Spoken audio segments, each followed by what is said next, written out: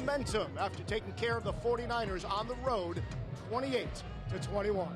Hi, everybody, and thanks for sticking around here. We are on the field at Lumen Field, and this place is going to be going crazy. This is the pregame show presented by Hyundai. We're going to be joined by Mark Roganito, Hall of Famer Jackie Slater, and Ron Pitts in just a moment. But first, I'm Kyle Kraska, and I'm joined once again by Vince Ferragamo. And Vince, it was just 4 days ago that these Rams, let's say what it was. It was a thrashing that they took at the hands of the Arizona Cardinals at SoFi Stadium. The big question is this. After 3 games, a lot of people had this Rams team go to the Super Bowl. Has your opinion of this Rams team changed at all after Sunday? Look, Kyle, it's a week-to-week season for most teams in the NFL. Anything can happen, but I'm telling you, I'm not concerned one bit. Because when you have a quality team with quality players and a head coach that's dedicated to winning at any cost, okay, I'm not at all concerned. It's a bounce-back week for the Rams, and they're a good team, a team to contend with down the stretch. All right, let's head to our West LA studios and bring in Ron Pitts and the Hall of Famer Jackie Slater. Gentlemen, Jackie, I want to start with you, and correct me if I'm wrong here, but I believe a couple of weeks ago, Jackie was talking about how he wasn't sure any team could beat these LA Rams. Jackie, has your opinion changed after that loss to the Cardinals on Sunday? You know, it's funny you would bring that up. I got to admit, I was a little bit shaken last weekend, but my opinion has not changed. I still think the Rams have in place everything that you need to be successful. I'm looking for them to go through this next 6 to 8 weeks, and I know they don't need to be listening to this, but I'm looking for them to run through this next group of teams that are getting ready to play like a hot knife through butter. They have, like Vince said, they got a great quarterback. The offensive line is playing well. They just got to get that running game going, and I expect them to really make themselves feel a whole lot better about their ability to run the football after tonight against the worst rush defense in pro football. Looking forward to it.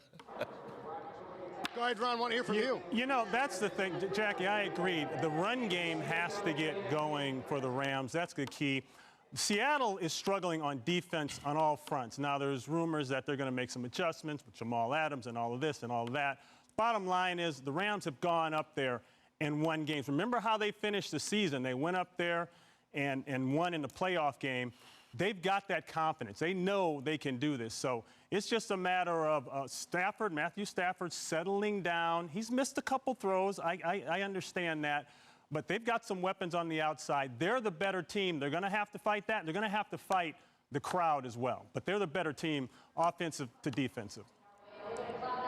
All right, the Rams have played this Seattle Seahawks team 9 times during the Sean McVay era. They are 6-3 against this football team. Here's a look now at the NFC West standings, considered one of the toughest divisions in all of football.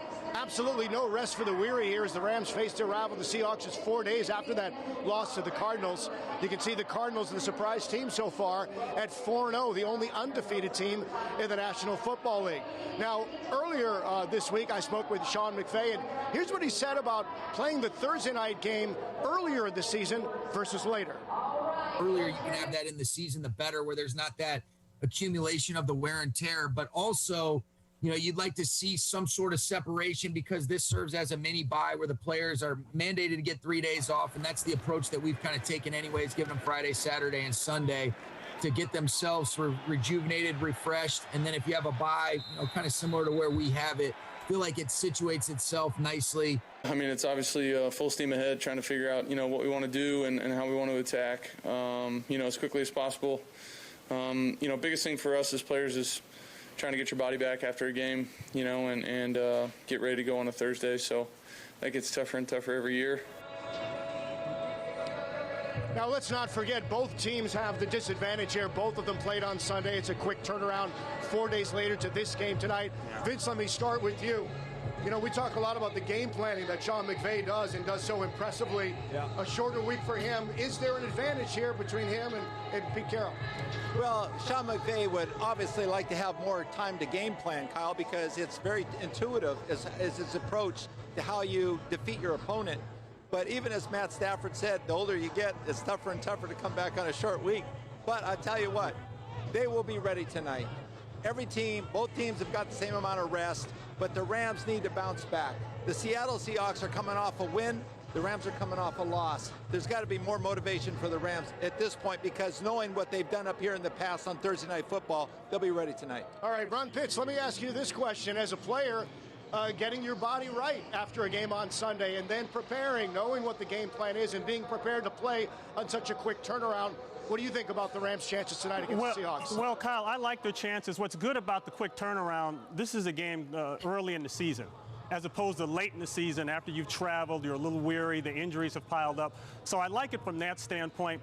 You're on the road, hostile environment, they know what it's like up there. Two things have to happen. You got to bring your defense, okay, and the Rams have been in and out on that, need to be more consistent there, and special teams play. Those two things are going to help keep that Seattle crowd and that energy off the field. Remember how this Seattle team likes to play. They're a big play team.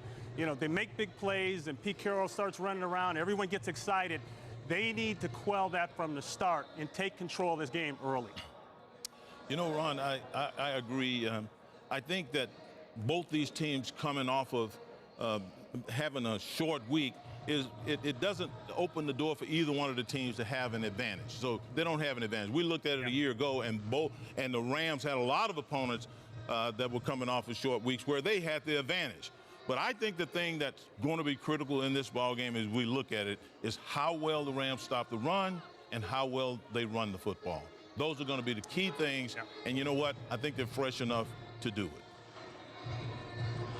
Well, if you can't run against this Seattle Seahawks rushing defense, you can't run against anybody. They're allowing 152 rushing yards per game. That's dead last in the National Football League. And one other note we should mention is Thursday night football games in the Sean McVay era, 4-1. That's good. Actually, that's very good. Up 3-1 so far, and the one loss coming to the Seattle Seahawks. All right, let's talk more about the Rams defense now. Let's go to Mark Rogandino and the guys in the studio. Mark?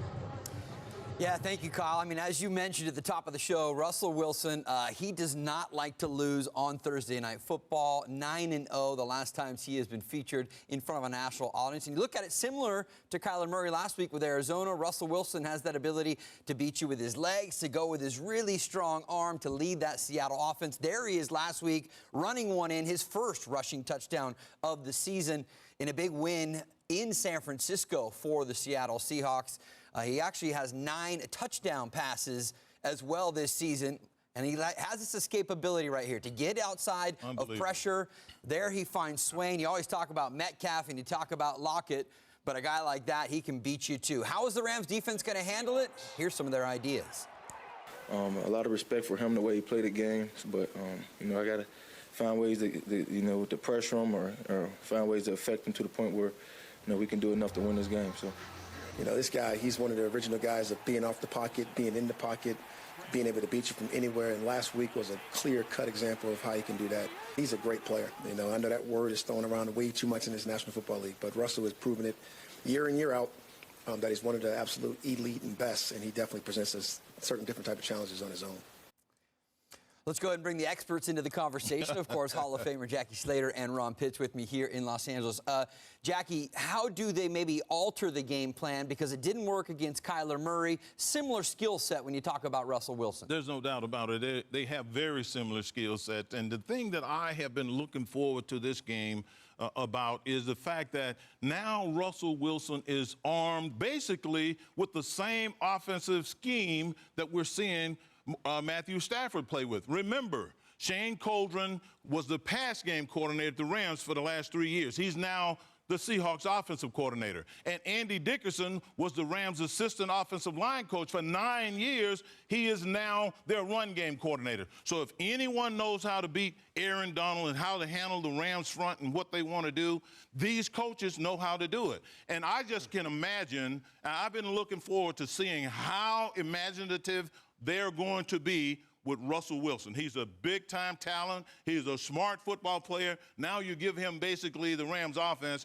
One of the things we're going to find out is is it McVay or is it the players. We'll find that out a lot. We bring our resident corner into the conversation as well, Ron Pitts. We're hearing rumors that no Chris Carson available for Seattle. That would mean Alex Collins would carry the load as far as the running game. But how do the guys on the back end stop guys like Metcalf, Tyler Lockett, Swain, Dissly? That's a good bunch of guys that can catch passes. Well, that's big that Chris Carson is out because the Rams have given up 3 100-yard rushers in 4 games. So they've struggled there in that area. Hence the discussion about Kyler Murray last week. So you fast forward to this week, Russell Wilson can do plenty of damage running the ball. But what this team wants to do, as you look at Carson there, is throw the ball vertical. They want to hit you with deep plays. The first guy, believe it or not, that I'm going to look for is Lockett. Now, DK Metcalf is a force, definitely. You're talking 6'4", 235. But Lockett is the guy that starts the fire and gets everyone's secondary out of sorts. So you've got to deal with him. Secondly, I noticed last week against Arizona, the Rams decided not to put Jalen Ramsey man-to-man on everyone across the board. Instead, they had him play some zone to get involved in the run game to help stop Murray. So we'll see how they play that there. Either way, they're going to have to deal with those 2 guys because they're their playmakers. Certainly think the defense could be a huge factor in this one. Which of the 2 defenses plays best will probably determine who is the winner. All right, we hit a break here on our pregame coverage. When we come back, time to head back up to Seattle and pick up the conversation talking about how the Rams will use the running game tonight. Could be a big factor. Got that for you next on Fox 11.